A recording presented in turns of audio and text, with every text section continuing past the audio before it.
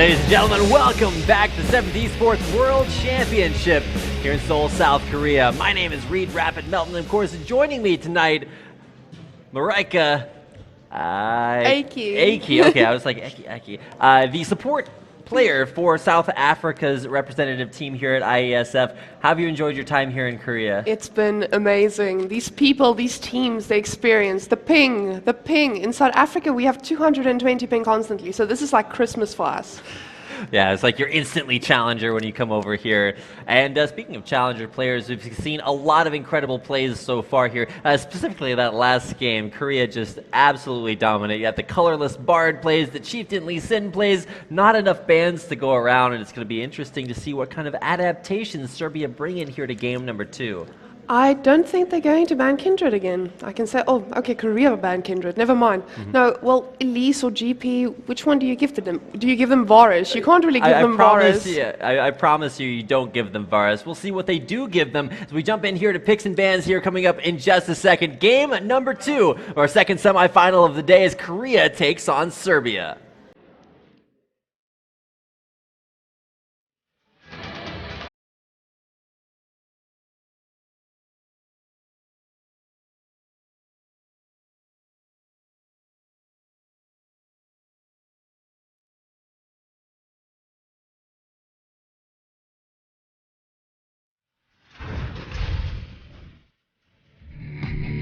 Champion picks and bans underway. Tom Kench, the first ban there for Korea. Not going to let that one through, but for Serbia, with only 3 bans, it's going to be interesting to see what they prioritize. A guaranteed Gangplank ban, possible Varus ban, that has been Fire Rain's most dominant champion recently. See if they do let him through. And there's the Kindred ban actually still from Korea. You go ahead and take that one off the field. Exactly the same bans in exactly the same order, but Serbia will have to get rid of something here, because they're not first pick. They can't give them Lee Sin again. So I'd expect a second ban here on, or second ban Lee Sin for Serbia. A really dominant play there for Chieftain. I mean, Korea Lee Sin's been a meme for a while, but it's going to be exciting to see whether or not it's left through again. First pick available for Korea. For Serbia, they were able to grab the Rek'Sai early on, but Lee Sin just tore them apart. So coming in here, their last ban, is it going to be Lee Sin? Is it going to be Varus? A lot of power picks here still left. well, they didn't ban the Twisted Fate this game, so maybe Serbia pull something out there with the Twisted Fate. It's going to be interesting to see whether or not they want to ban the champions they have struggles with, and that's exactly what they're going to do. The Rek'Sai ban, not going to give that one to Chieftain. It's still a champion that you can use to snowball the game a lot early on, but I mean, spoiler alert, he's pretty good at Lee Sin if you guys got a chance to watch the first game, and insta first pick for Korea. Well, do you take Hecarim and Varus now, or do you give them Varus? Because Varus is a huge power pick for them. Then you have the Bard problem. It's interesting from a spectator point of view. When we say, oh, Varus is a big power picker, it's like, well, Varus, I haven't seen him played in a lot of tournaments. I've never seen this Fire Rain guy. Who on earth is he? I'd love to be able to pronounce the Korean characters for his ID, but I was like, okay, well, let me just see how good this guy is at Varus. It's actually disgusting. So 700 points, Korean challenger, that's good enough for me. So no Varus ban, we'll see if that's the pick here. Also extremely good on champions like Victor, of those V's in there, and we'll see if that's what he goes for, as the Lulu has been taken away. Should be locked in here for Serbia. But the Gragas jungle, I've been wanting to see it all weekend, and today is my day. Yeah, there you go, getting locked in. We were actually talking about this a little bit earlier as far as junglers that are still strong, but we haven't seen quite yet in competitive play here at IESF. Gonna get locked in there, but oh my gosh, I'm starting to see some deja vu here. Korea getting 2 of their strongest power picks from game 1. Now Fire Rain won't be able to pick Lulu. We'll see if he decides to lock in another one. Powerful champion. It looks like there could be a tiny issue. Bard, a little bit more than a tiny issue. Colorless, it ain't broke, don't fix it. Just going right back to their roots. The strong champions in game 1, looking to be strong here in game 2. Well, they gave him 3 of their picks. It's just like China versus Switzerland all over again. They're just going for the same champions. But for Serbia, they do have an opportunity to change things up a lot with this mid lane pick. For Milica, the Azir mid lane got completely focused. Chieftain all over that mid lane. Got it snowballed, got it rolling, and it's very, very, very difficult. But what do you play against these Sins so he doesn't gank you?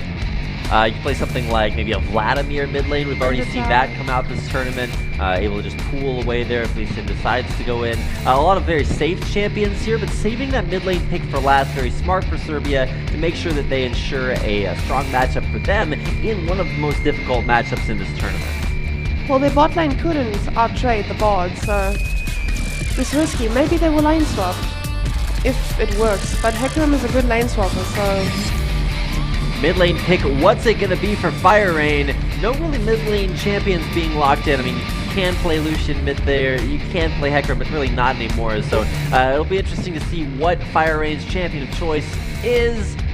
Is it a Varus? No, it's not going to be Varus. It might be Irelia, though. No. We've seen mid lane Irelia as a counter to something, but oh man. Oh. If this is Varus, this is going to be a show for Fire Rain. It's hovered over.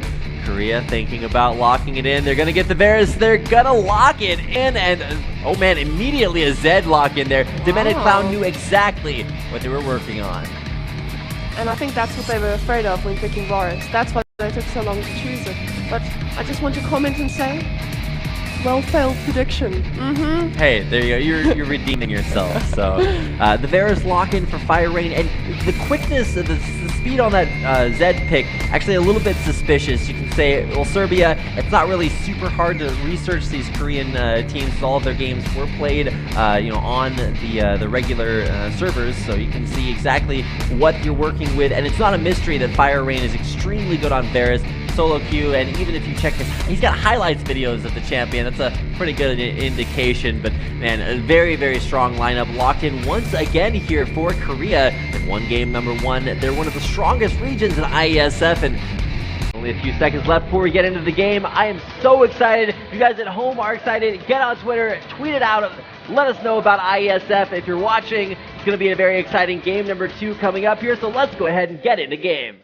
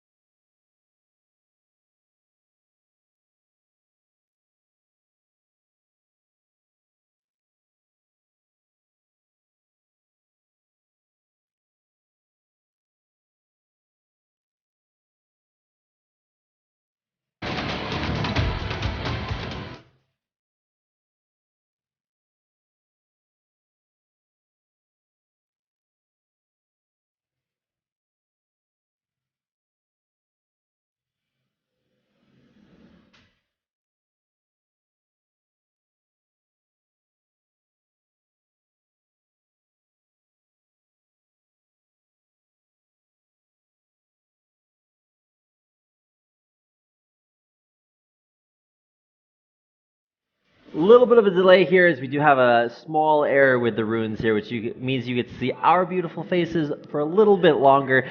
Selecting the wrong runes, got to go in for a quick restart, but we should be able to get that game on your screens here in just a second. I was super excited. I was like, all right, we're loading it. Oh, just kidding. So a little bit of a false start, but we should be able to get game number 2 coming your way here in just a second. So do you expect anything to be different this game? Man, I've watched so many highlight videos of Fire Rain's Varus that I'm just like, I'm trying to be impartial, you're right? So I was like, okay, well, let me do my equal research for both teams. I was like, okay, the Serbian squad, not a team that I necessarily expected to see in the semifinals, but then after I watched some of their semifinal games, or their quarterfinal games, actually pretty ridiculous. And then you go over and see this Korean team that's made up a lot of individual talent that has played together strong enough to be the strongest Netcafe team in Korea. And yes, they're literally a Netcafe team. I'm not just using that as a meme to mean that they're a bunch of amateurs coming together. In this case, they actually really are, and it's been really impressive to see how they've banded together, not only just using their individual strengths, but coming together to sort of win lane and then win the game immediately afterwards. But a little bit more finesse than that, especially things like Colorless's Bard, knowing exactly where to roam, a very strong Lee Sin performance. I mean, it's strong enough to get first picked again, so if you liked what you saw from Chieftain in game number 1, something tells me you're going to like game number 2 as well. Well, I just hope this Gragas can perform, because he has to keep up with this Lee Sin, but he has the potential to gank, just not as much, but a lot more than Rek'Sai in this Anytime case. you say Gragas has to keep up with somebody, I'm initially skeptical, because when I think of champions that keep up with other ones, not top on the list. But let's go ahead and take a quick break before we get into our second game of the day. I promise this time. So let's go ahead, loading into game number 2, Korea versus Serbia.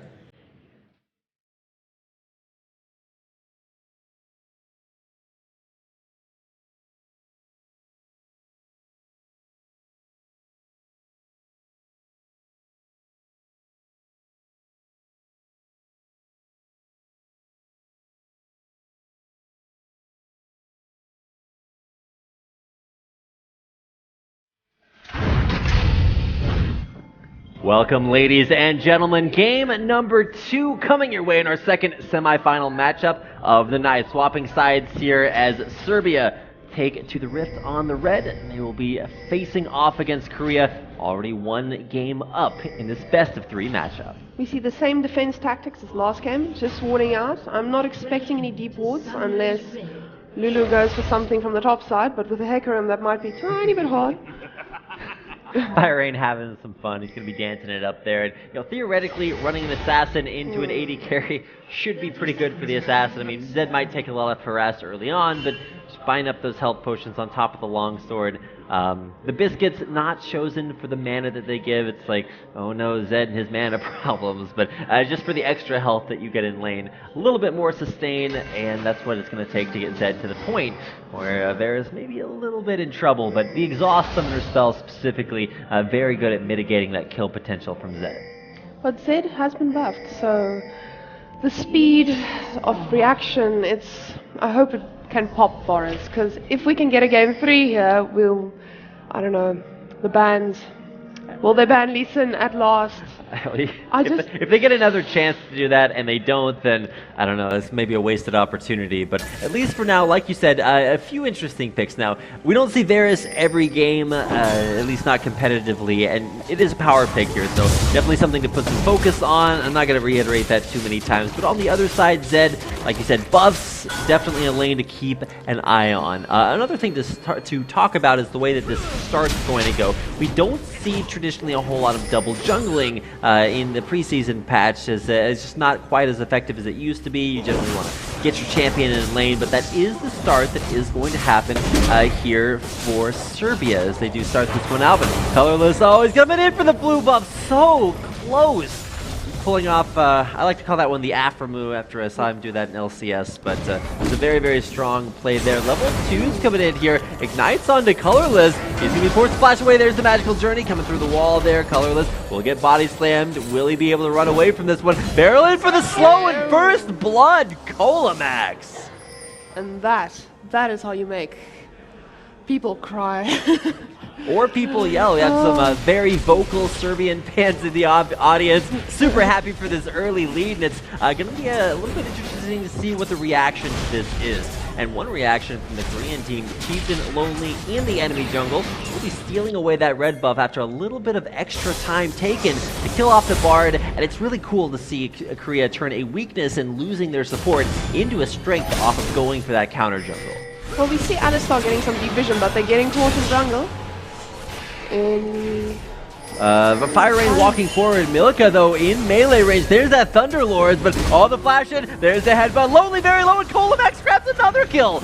Kiting backwards, the Korean team not wanting to fight after losing their Hecarim. And, okay, that's 2-0 Lula. That's one way to start the game. And that's how we know Serbia. This is what we're expecting, I'm sure.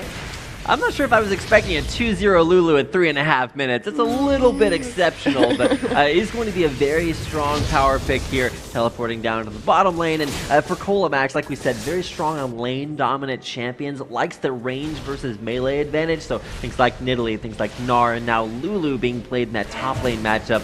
But he teleported into a Lucian lane, so he's probably just going to be in that 1v1 as probably looking for some roam opportunities from Colorless, which is pretty much his MO for game number 1 as well. You mentioned last game that Lulu isn't really that much of a threat early game if she has a tiny bit of a lead, but 2 kills, this might make quite a difference. And you'll actually notice a double Doran's ring start, so not really good scaling items. He's just saying, hey, I have an advantage. I want to be able to be as strong as possible, as quickly as possible. 3 health items picked up there, as well as a lot of AP and mana regen off of the Doran's rings. Going to make him a very strong early game for us. There's the headbutt, there's the pulverized Demented Clown. Going to go in there and get a lot of damage down, but with no more skills left, there's the Ignite. Summoning Guild being used there. Demented Clown very low. There's a rocket jump backwards. Bigfoot trying for some kills here, but in a 2v1 turned into a 2v2 double aim there to block the Sonic Wave. Serbia backing away there. Double aim's pretty strong here, but in the 2v2 with a big minion wave, Korea might just come out on top. There's Colamax using all that health from his items to stay alive after a lot of damage coming his way. I feel that they need to do something while they can before Korea just flies away with this. Use the 2 kills on Lulu to just make play, because that flat AP early game has to be used, otherwise it's just a waste. Well, one way to shut down a champion early on is very strong, whether it's just because of the champion or his skills. Put him in a 2v1 lane, and that's exactly what Korea's done. Actually, to be fair, that's what Colamax did. He was actually the one that teleported down bottom lane into the Lucian lane and had to know that Bard was coming up there eventually. The Bard is everywhere. The Bard was everywhere last game. The omnipresent, the Bard god, absolutely everywhere across the map. Actually pretty impressive to see Colorless over the course of game number 1 just...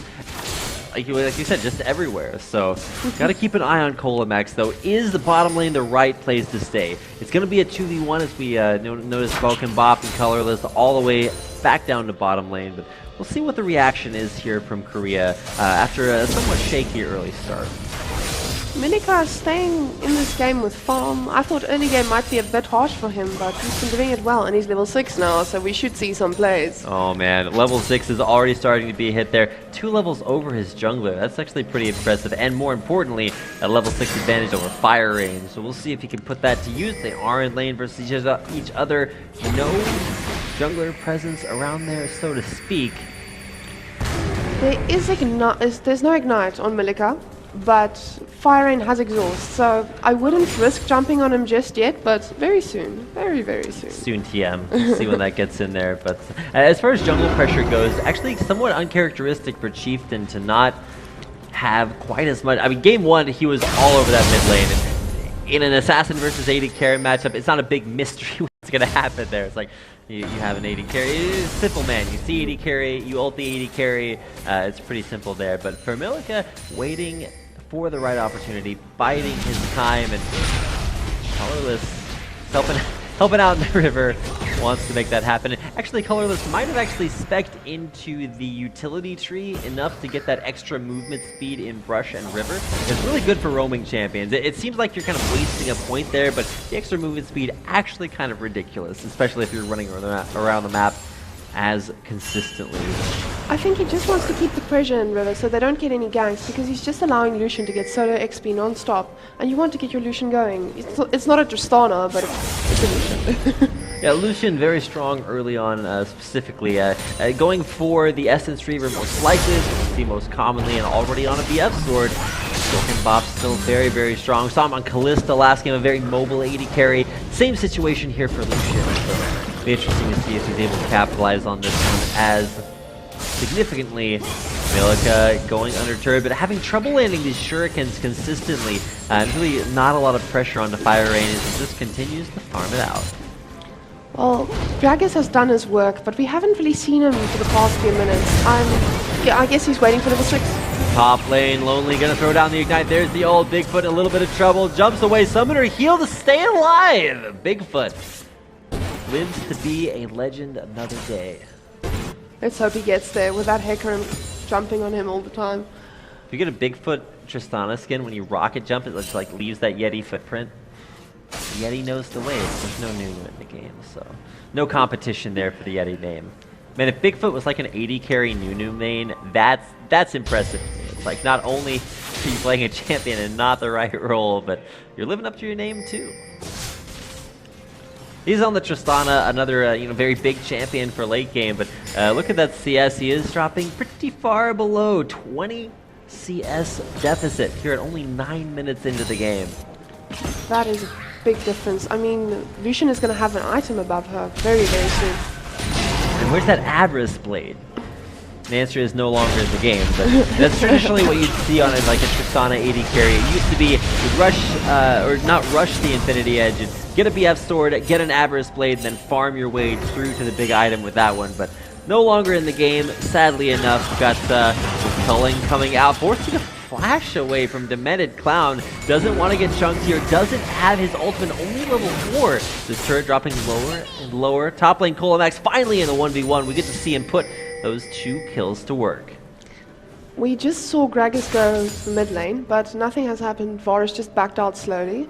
I think they're waiting for this, to get that Varus to die, and very soon. To be fair, that lane is a lot more passive than I expected. And one interesting itemization adaptation in the mid lane, going for just straight up attack damage. No Tears of the Goddess, no scaling, no Mana Moon, just straight up AD as much as he can get. That's going to be a Varus that hurts a lot, but will not have the mana sustain to be able to consistently throw out those piercing arrows, especially like no mana potions. He does have that corrupting potion, but still not quite as much as you'd expect before the preseason patch. I wonder if they are going to make play here. Hecarim has TP if they want to know. There is the Bard.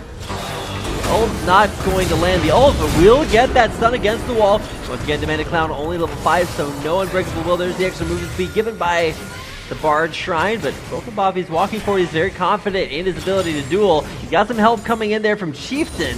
Everyone. Milika is... Oh, I thought he was going to get a kill.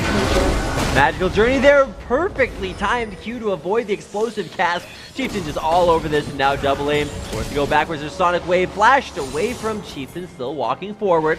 Looking for another opportunity, there is the teleport. Huge ult coming in from Lonely. There's a snipe by Chieftain, doesn't get the opportunity to go forward. Just kills him with the Sonic Wave, the power of sound. Grabbing in the second kill of the game.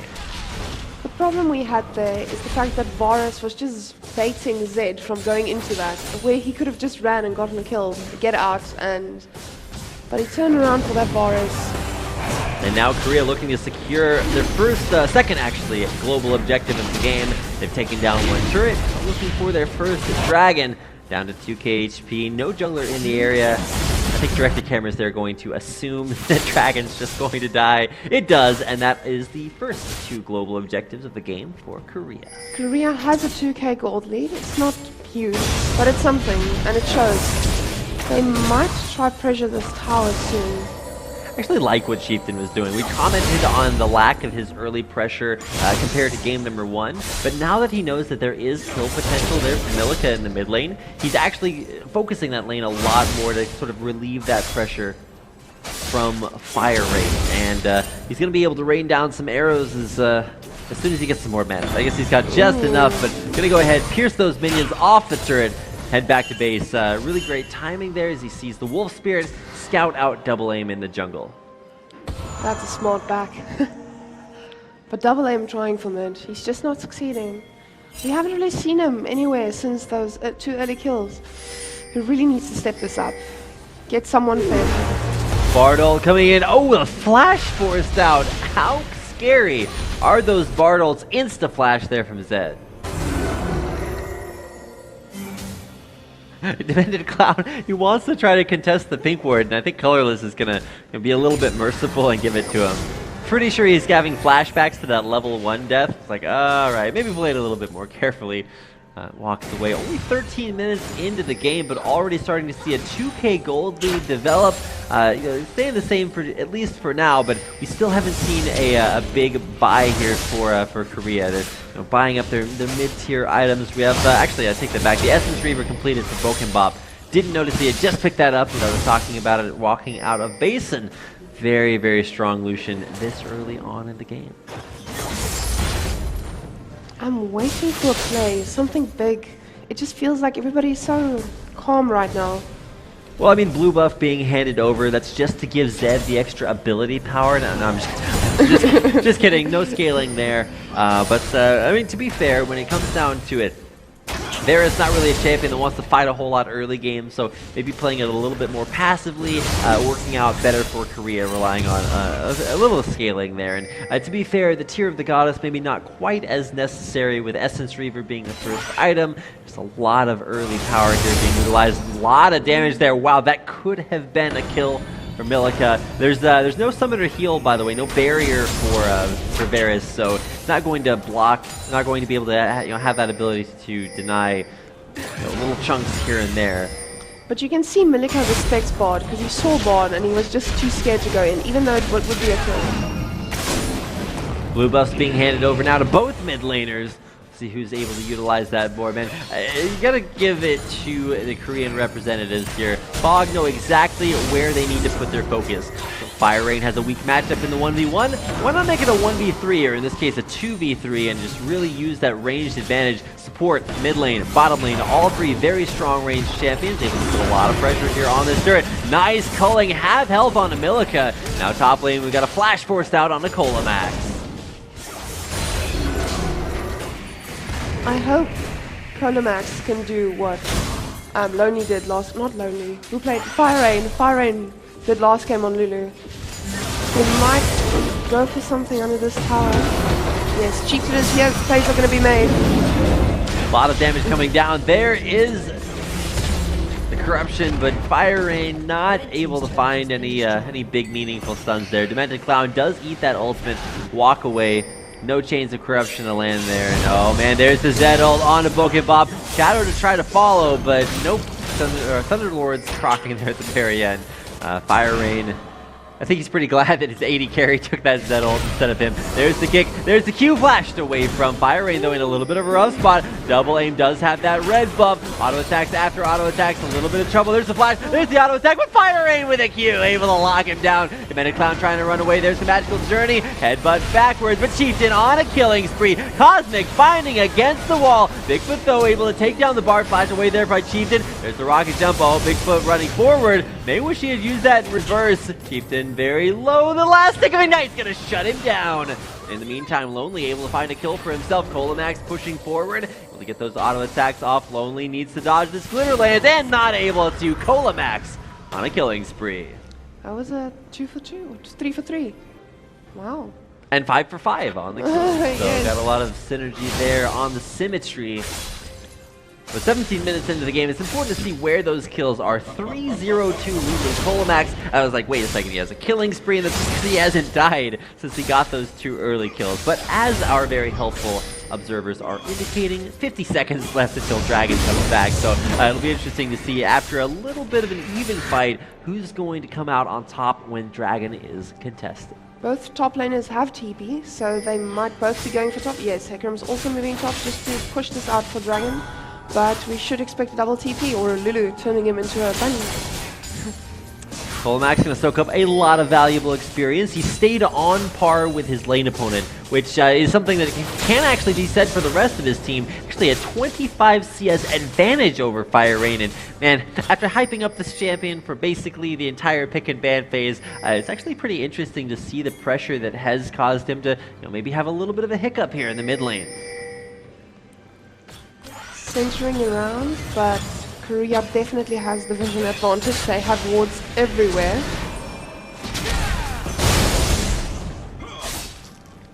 I'm thinking of the literal interpretation of that. Like, if you actually had wards everywhere, it'd be a little bit ridiculous. You can actually do that with a Sightstone on the fountain, or at least you could for a while, because you could just continually refresh the wards and just like absolutely spam it. But of course, The good old season 2 days. Oh man, good times. Buy Infinity Wards.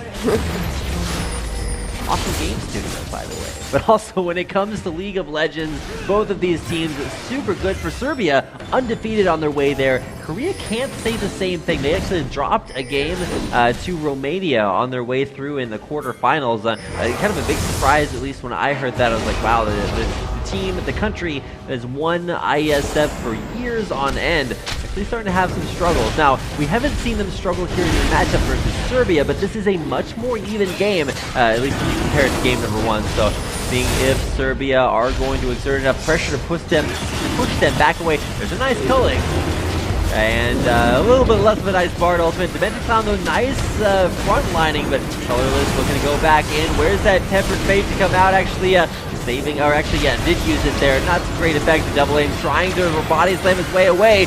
Nice follow there on the Hecarim. Big wild growth to keep him alive, but not alive for long enough. Minor slow there off the hail of arrows. A double kill for Lonely, but I think that's all the kills he's going to get. Milika did not proc his ult. This is a big problem. Yeah. It's a great way to even just use it defensively and avoid damage, avoid dying, but didn't use it at all. And now, when it comes to the mid game, 20 minutes in, Korea, like we said, very even in the last fight, but in that fight, a solid win, able to push through for not just the team fight win, but also taking down that second tier turret objective, and just really looking to snowball that from a team fight into a turret, into a red buff steal, and just getting one advantage after another. I feel they might surprise us again with a little early Baron or some Baron pressure, just to throw Serbia off. Well, to be fair, with a magical journey, you can actually go wherever you want over the Baron wall, maybe get some some sneaky ward coverage, but no Barons just yet. It's only just now spawning. Rest in peace, Rift Herald. We've seen, saw the Chinese team take quite a few Rift Heralds, but aside from that, I haven't actually seen a lot of priority to that. Maybe a little bit new here in the preseason, so teams might not know exactly how to use it to full extent. There's also a few ways that you can like keep the Rift Herald's eye open so that you can take it down like super early, but haven't seen that technique utilized just yet. So the biggest thing, at least for now, that we're seeing mid game thoroughly upon us. Where do the strengths lie for both teams? We've seen a Rod of Ages now looking for some actually hardcore ability power there for Colamax. On the other side, a lot of strength. Once again, big surprise in the jungle on Chieftain's Lee Sin, crushing through the early game. And now as we look up towards top lane, a lot of extra pressure up there. Chieftain's there for moral support as they take down the turret, but anybody shows up top lane, he's looking to go in. I'm hoping Lulu can keep him off this tower, but... Ignite going down there, kill potential possibly. Ult forced out as Lonely goes back in and backs back out.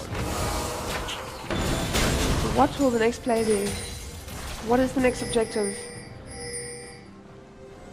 Tower? Baron? I mean, really, just kills. Find an idea, go for it. It's like, what's the shot call? It's like, okay, well, let's go pressure Baron. So a lot of great opportunities to do that. Pink wards in 2 members or in the inventory of 2 members on the Korean squad. Fog, great at mitigating the fog of war. I'm not sure if that's where they got their name from, but good job handing off blue buffs consistently to Fire Rain. Even though he dropped down a little bit in CS, he's actually down about 30 there in the mid lane. Haven't seen a lot capitalized on that for Milika. He's kind of struggled to not only just get his ult off, but to be able to find himself kills even after that advantage in the mid lane.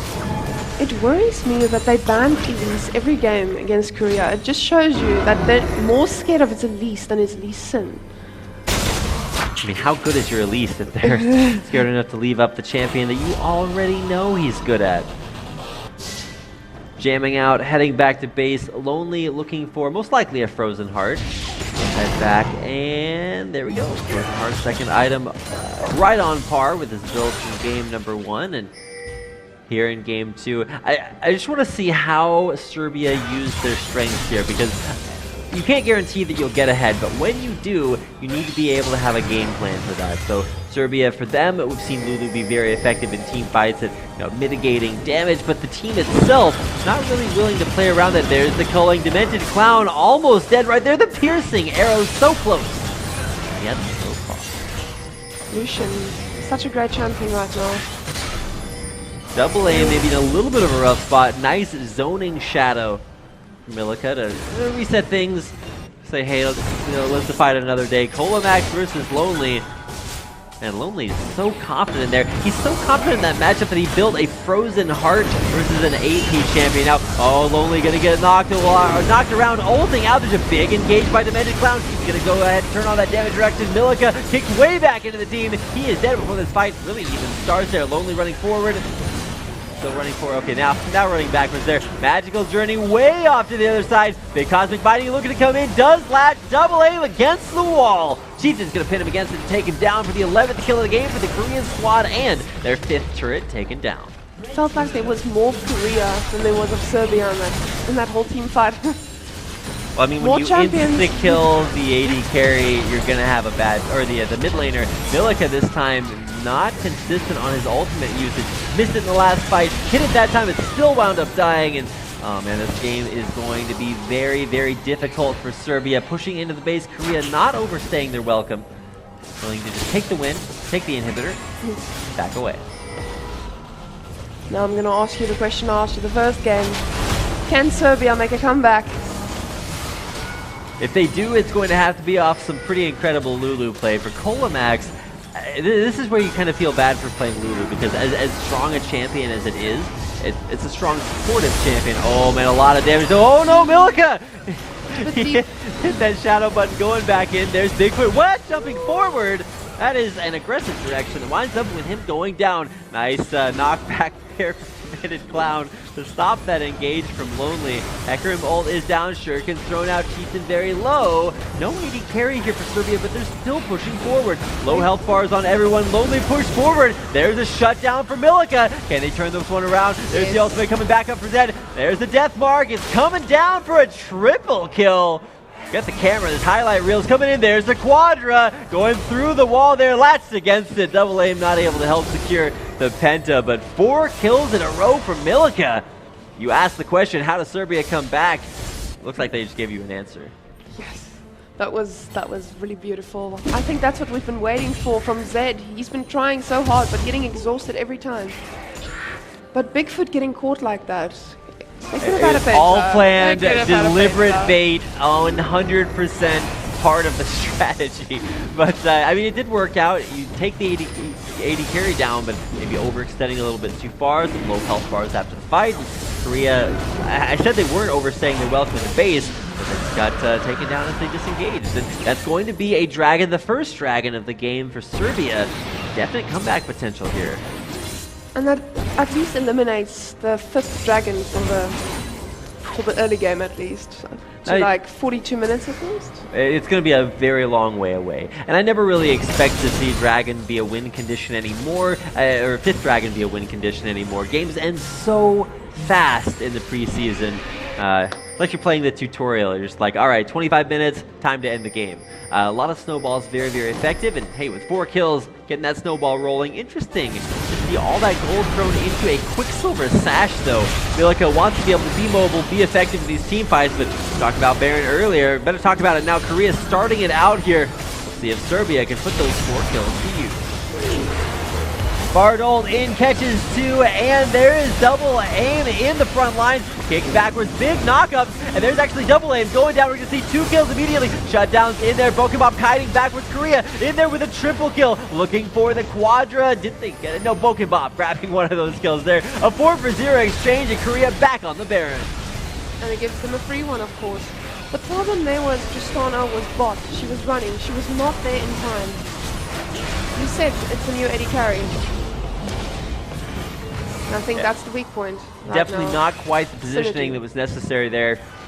And wise to see Tristana not try to go push that, or like, you know, force them off the Baron. Going back, pushing out the wave. There's super minions on the Nexus turrets, by the way. We're going to see that right there. Okay, there's mini minions on the Nexus turret. There will be super minions on the Nexus turret as that inhibitor is still down.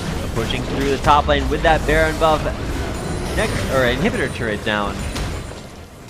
This time around, it looks like Fog have learned their lesson. They're going to back away, not face that Quadra kill coming their way again. Recalling on that ward, I don't know if that's necessarily a great spot, but empowered recall, it's a good way to get back to base. Apparently, they're not scared at all. Zed is going bot, so there's no real threat. Waiting for just a second to see Milika right on top of the wave clear.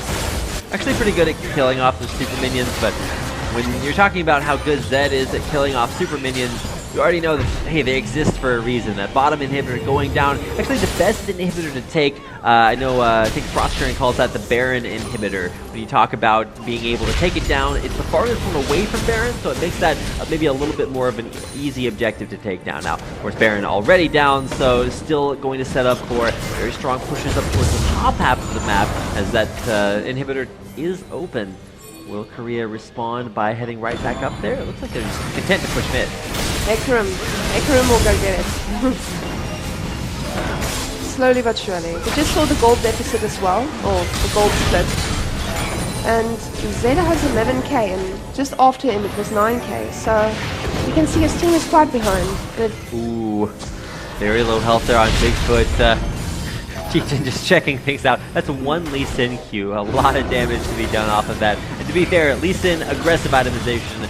AD carry is still pretty squishy, so Milika's got some kill potential in here when he decides to use it. But bottom inhibitor being destroyed, top inhibitor being destroyed. Serbia have to hit the go button. Looks like they're going to hit colorless. He is very, very low. Magical journey over the wall. There's the barrel that knocks it back away. We got Zed in the backline. Nice Quicksilver Sash to stay alive. Oh my god, just able to take out Fire Rain. Some signs of life coming in here for the Serbian team, but double aim going down. It's gonna be 1, 2, 3, 4, fifth kill notwithstanding. Lonely in onto the Nexus turrets. There's one Nexus turret falling. Inhibitors are down as Korea pushes into the base. The Nexus under fire, and in 2 games, Korea will take out Serbia to secure their spot in the grand finals. China versus Korea in the finals. That should be exciting. 2 of the strongest teams here in the tournament, and just incredible to see them work out this way. A win for Korea here allows them the opportunity to continue their dominance in League of Legends at IESF, and knocked out of both of the other esports competitions. This is Korea's last chance at securing a first place finish here at IESF. Well, Kalilis just made Bard viable, so anything's possible. Yeah, Bard, if you're talented enough, you can make some very, very big plays here. You see the Serbian squad actually pretty hyped about those games. They played very, very well during the second one. And now we're actually going to take a look at the results from the tournament so far. So we just got a chance to see Korea pick up a win here, and China, of course, pick up a win previously. And you can see those there represented on your screen. 2-0 victories in both of those situations. Both semifinals out of the way. And that means the only thing left is the grand final matchup coming your way tomorrow. So you don't want to miss tomorrow's grand finals for every game tomorrow. It's the last day of IESF, and I am excited. I was excited for today, and we had some incredible matches. But tomorrow, this is what the brackets look like. Korea crushing Romania 2-1 though, maybe not quite crushing, but second matchup versus Serbia, dominant 2-0 win. I'm surprised. This was amazing. I thought because Romania took a game that Korea had a weak point, but Serbia gave them a go initially, but you can see. Right. They're Korea. Yeah, Korea very, very strong, and very impressed to get a chance to watch a very strong roster being fielded by that team here today. It's going to be exciting to watch them play against China tomorrow, so you do not want to miss that. Hit the follow button, let your friends know about IESF. If you guys want to check it tomorrow, that's going to be where all the excitement's at. So it's actually going to do it for our broadcast here today. We've had some great League of Legends, StarCraft 2, and Hearthstone action. You don't want to miss the finals tomorrow. So make sure to come back then, and that, like I said, is going to do it. Big thanks to the audience for tuning in, co-casters, production crew. It's been a great day of IESF. Alas, it's drawing to a close. So thank you for watching. We'll see you back here for the finals tomorrow.